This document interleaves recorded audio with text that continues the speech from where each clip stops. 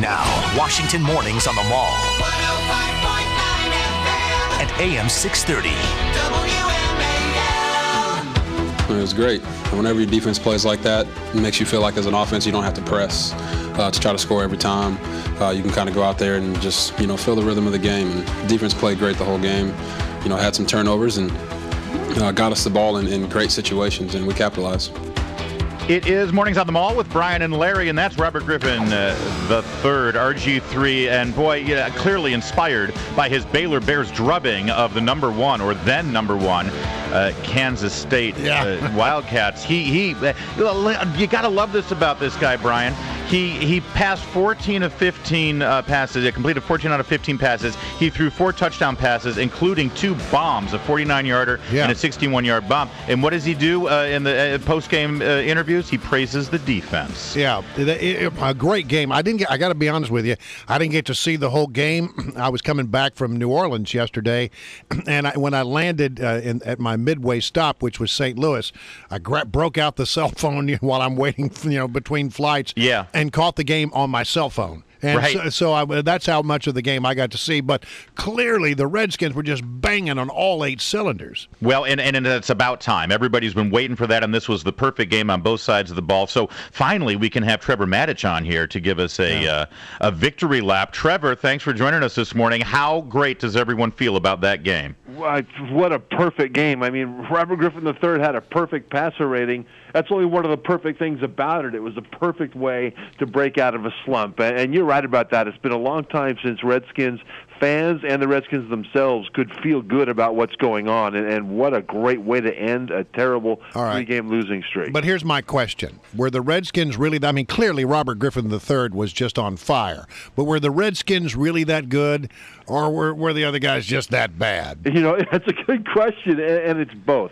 They were starting a rookie quarterback in Nick Foles, but the Redskins had lost their 8 previous games going back to 2005 against rookie quarterbacks, so that was no guarantee. But the Redskins were that good. I mean, RG3 was accurate, he was savvy, he was in control of his game. The offensive line was being attacked viciously by that front of the Eagles, which is pretty good, and they held their own, allowed RG3 the time to do what he needed to do. The defense, with Brandon Merriweather back at safety, at least for the first half, was vastly better than they've been in recent weeks. So I think you see both. You had the Redskins kind of have an opponent that's reeling, an opponent that gave them a lot of gifts in the first half to let the Redskins kind of find their stride. But at the same time, the Redskins still played well, and they needed an opponent like this to kind of get the feeling of how to do it right once again. Well, and part of the fun of beating a team like the Eagles, a division rival, is to sort of dance on the grave of the loss there. And let's just peel that back a little bit. Could this game pretty much signal the end for Andy Reid at this point? I'm afraid that it will, Larry, and I'm sad about that, because even though he's an opponent that we utterly, absolutely despise as Redskins fans, he's a good man. I mean, real classy guy, and he's had a tough year in his personal life. It's been a tough year for him. Yeah. But the thing is, I talked to Brian Mitchell about this, and he played for both the Redskins and the Eagles, and he said that he believes that Andy Reid can still be effective going forward, but that the pressure from the fans in Philadelphia and the media might be too great. Well, there's such lovely people there in Philadelphia.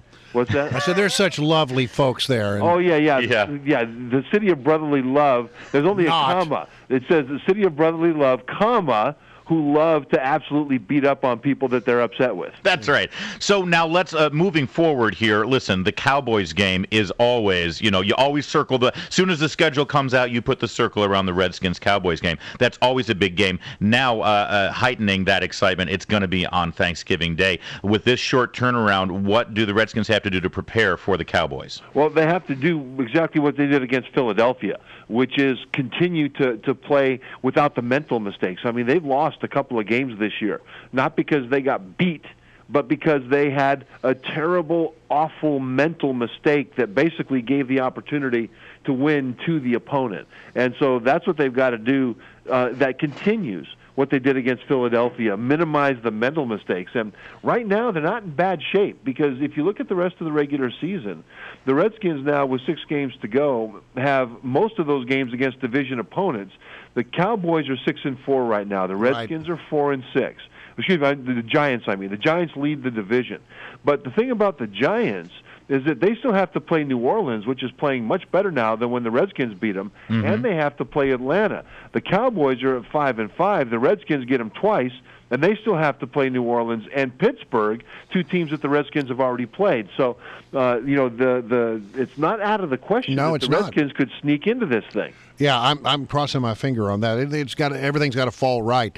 Let me ask you this question: when you come off a bye week, obviously you've had a chance to sort of rest up, but then you do the short turnaround into that Thursday game. How hard is that? It is hard, but it's equally hard for the Cowboys, and they just had an overtime win against Cleveland. Good for them for getting the win, but they had to play almost a full extra quarter than the Redskins did because of the overtime period, and then they have to have a short week as well. So, the bad thing about the short week when you win like this is that you don't get as much time to enjoy it. Usually a short week is better inside that locker room if you lost the week before, because you can expunge that loss more quickly. Hey, Trevor Matich, quickly, because of the short turnaround, how do the Redskins look injury-wise right now? Is there anybody who's on the border who might not make it Thursday? Well, Pierre Garçon, their wide receiver who's missed so much time with his foot, played, but he wasn't effective, and he won't be effective against Dallas either, but he'll probably play again. Brandon Merriweather is the bigger key, the safety who's missed every game this year and had his first start against this team last week. Who did they play? I already forgot. The Eagles. Yeah, them, because now we're moving on to Dallas. The thing about Merriweather is that he hurt his left knee, which is what's kept him out.